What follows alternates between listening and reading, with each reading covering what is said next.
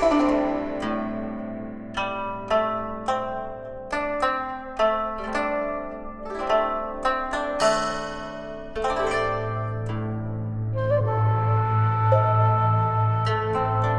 my dear students of literature. We are now looking at a short story,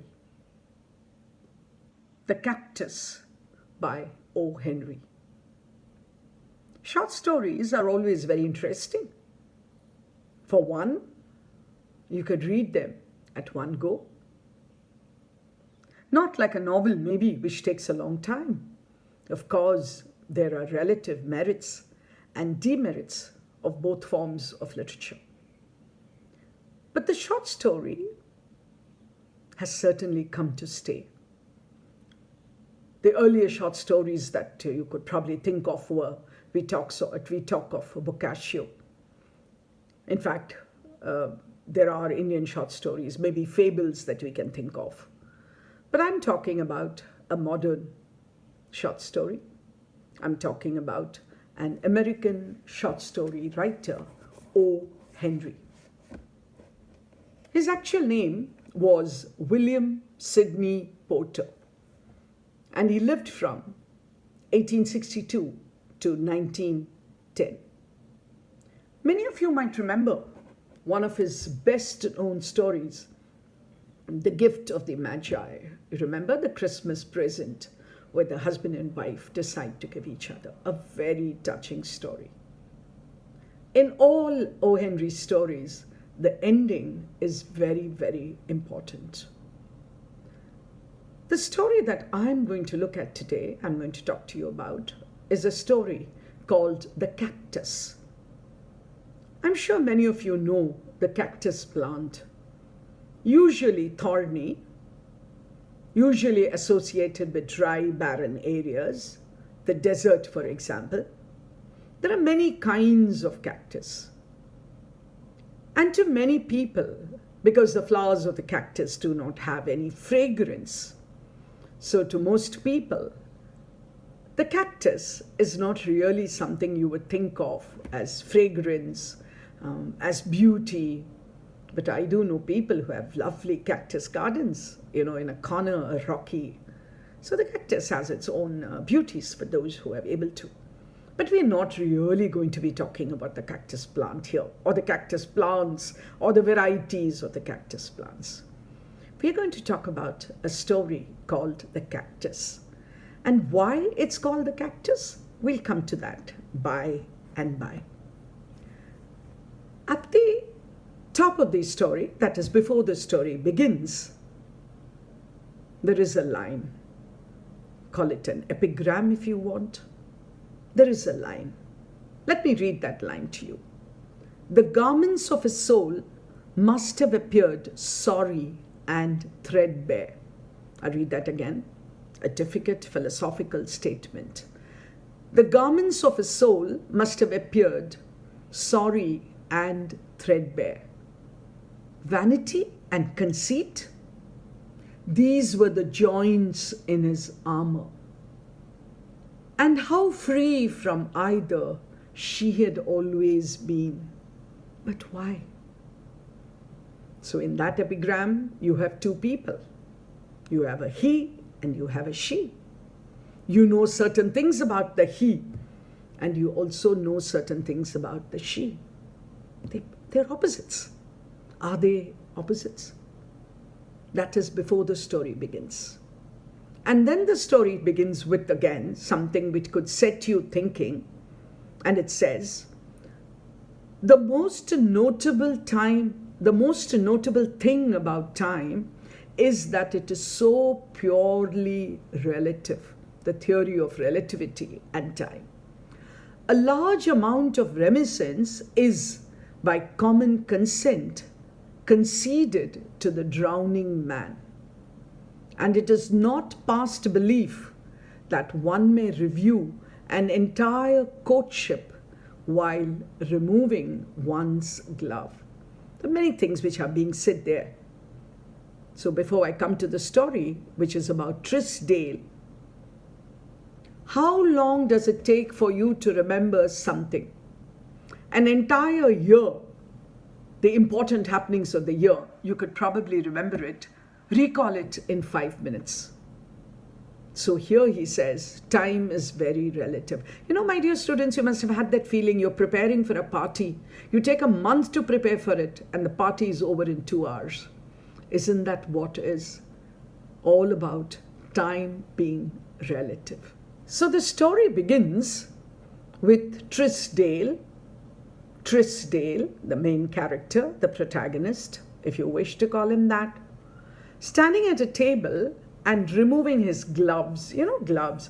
When you were in formal wear in the West, in many European countries, certainly they wore gloves.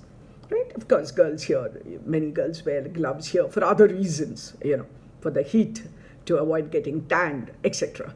But gloves are a part of the formal wear of many European countries. This is US, but then America also was greatly influenced by British European culture. So here was Trisdale standing at a table, removing his gloves. And as he removes his gloves, the entire courtship comes to mind.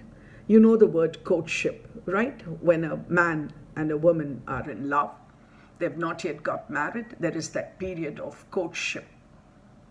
Probably the man wooed the girl and she said yes, and they're going to get married a year later. So that period is where you call it the courtship period. Anyway, so he's removing his gloves. There's somebody else in the room who offers him a drink. Remember, a drink is a very, very common thing in most Western cultures. So he offers him a drink, but our Mr. Trisdale refuses the drink. And he seems to be lost in thought. So the other person asks him what he's worried about. After all, it's somebody else who has got married. And, you know, he's making fun of it. The other man is the man who should be worried because now he's got hooked, his freedom is lost, etc., etc. He doesn't say all that, but he hints at that. What is it that you are so upset about? Why are you lost in thought? And then the rest of the story is Trisdale remembering how he was in love with the bride of today. So he was in love with a girl who has got married to someone else. And he's recalling that entire thing. He was very much in love with her. He did propose, but she did not accept his proposal. And so we go into memory. And what is Trisdale thinking of? About how beautiful was, the look that she had, the way she looked at him, how much he loved her. What a good time they had had with each other. And yet they didn't get married. Why didn't they get married? I should have mentioned to you that at that table, you know, where Trisdale was standing, there was a pot containing a cactus plant. Remember, the story is the cactus. Anyway, so he begins to think about his courtship with that girl, with the bride today, who is now married to someone else. How happy they were in love. And he recalls an incident long ago during their courtship period when one day she asks him, "Do you know Spanish? Somebody was telling me that you speak Spanish." Trisdale smiles to himself but does not answer because actually he felt very happy that his girlfriend thought that he knew Spanish. You know, knowing foreign languages is considered to be very, very, very fashionable, very sophisticated. He does not answer. And she assumes, oh, well, he's just not saying it. Of course, he probably knows Spanish. And he just thinks to himself that he throws an occasional phrase here or there, and people think he knows Spanish. And the person who quoted it was somebody who was well respected. So if he said Trisdale knows Spanish, obviously he knows Spanish. That's the assumption. Anyway, so he proposes to her. She doesn't respond. The next day, her groom, you know, like today we have the driver, in those days they carriage groom. He comes and gives him this pot of cactus. There is no yes or no. there is only a little paper card attached, which has the botanical name of that cactus plant. I'm sure you know all our plants and our animals have names which are their scientific names, botanical names probably, or their zoological names, and they are usually from Latin, right? So there is a name there, and he doesn't much pay attention to that. And the word that is written there, which we are going to come to know later, the botanical name he assumes is Vento Marme. Vento Marme. He thinks she did not respond to his love, did not agree to his proposal. He's disappointed, and they drift apart. He never proposes again. She never says anything. So that is the end of their story. And today, she is now got married to another man. Where's the twist, ma'am? You may well ask. But remember the other person, who is actually the bride's brother, who says, oh, I didn't know you were fond of cactus. This is a very interesting kind of cactus. And you know, the Spanish name for it is Vento Marme. Remember that talk about his knowing Spanish, Trisdale? Vento Marme in Spanish actually means come and take me. So what had the girl said, the bride of today, with whom Trisdale was in love, to whom he had proposed, and who had not answered, he thought? She had sent a reply in Spanish which said, come and take me.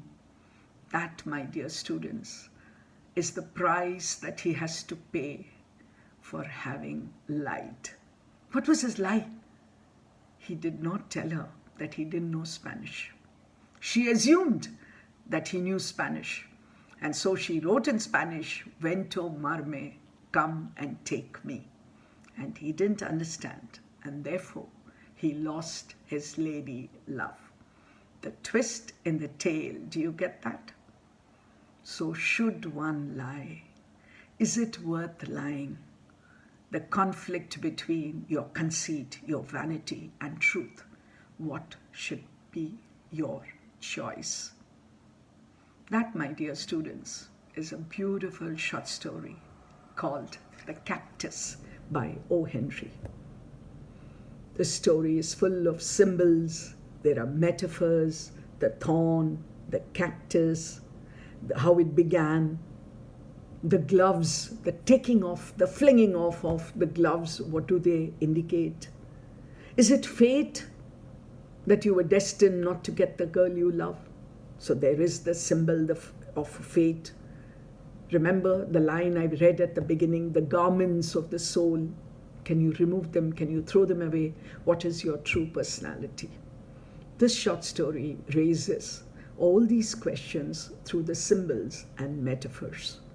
So any of these can be your short questions. There could be a question on the title, The Cactus. There could be a short note on the character of Trisdale. There could be a question on the narrative mode. Remember, O. Henry has been compared to Maupassant, one of the greatest short story writers of Europe. So read the story again, look at it carefully, look for answers to all the questions that I mentioned, and of course, go back to the website to look at our sample question papers. I hope you enjoy reading The Cactus as much as I enjoyed talking about to you. All the best, my dear students. Stay home, stay safe, stay blessed. Goodbye.